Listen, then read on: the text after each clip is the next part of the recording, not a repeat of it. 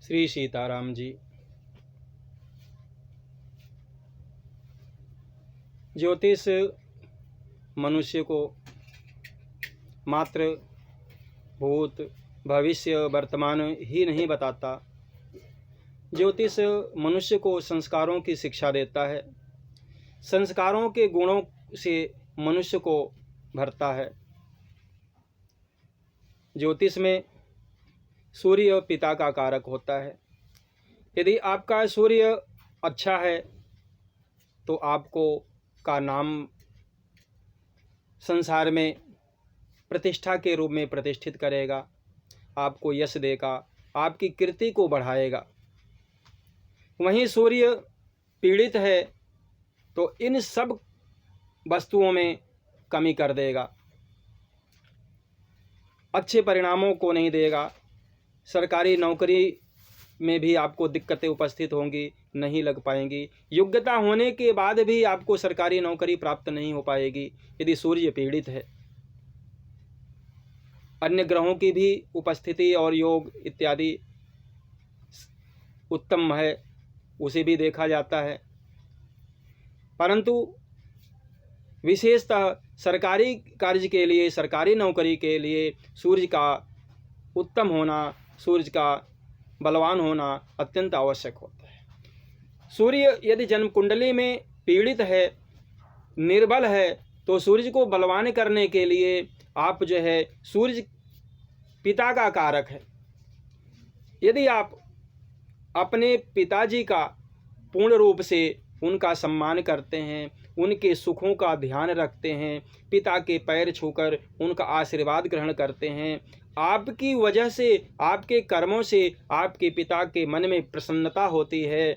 उनके दुखों को दूर करने का हर संभव आप प्रयास करते हैं। इससे सूर्यदेव प्रसन्न होंगे, आपके पिता प्रसन्न हुए, सूर्यदेव प्रसन्न होंगे, और वही प्रसन्न होकर के सूर्यदेव और पिता इनका आशीष आपको मिलेगा।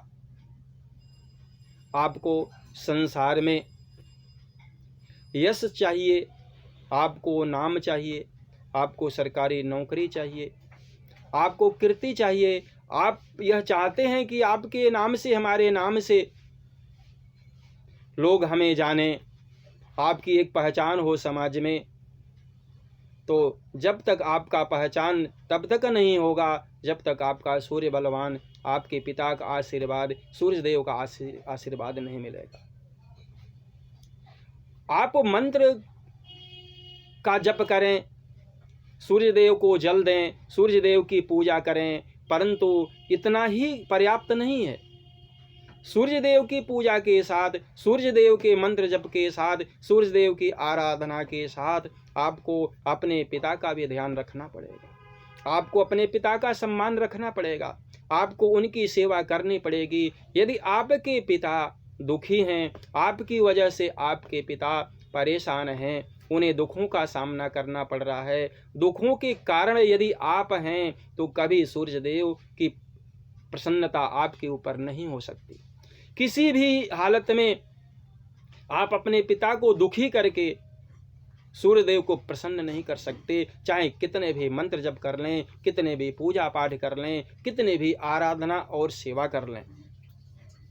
और जब आप अपने पिता को प्रसन्न करेंगे, अपने कर्मों के द्वारा, अपनी सेवा भक्ति के द्वारा अपने पिता का ध्यान रखेंगे, पिता के तुल्य जो पूज्य जन हैं उनका आप सम्मान करेंगे, तो आपका यह सम्मान, यह सेवा, यह शुश्रूषा, उनका आशीष आपके सिर पर होगा, और उस आशीष के द्वारा सूर्यदेव भी प्रसन्न होंगे, पिता भी प्रसन्न होंगे, और इस प्रसन्नता से आपको अत्यंत ही उत्तम परिणाम मिलेगा।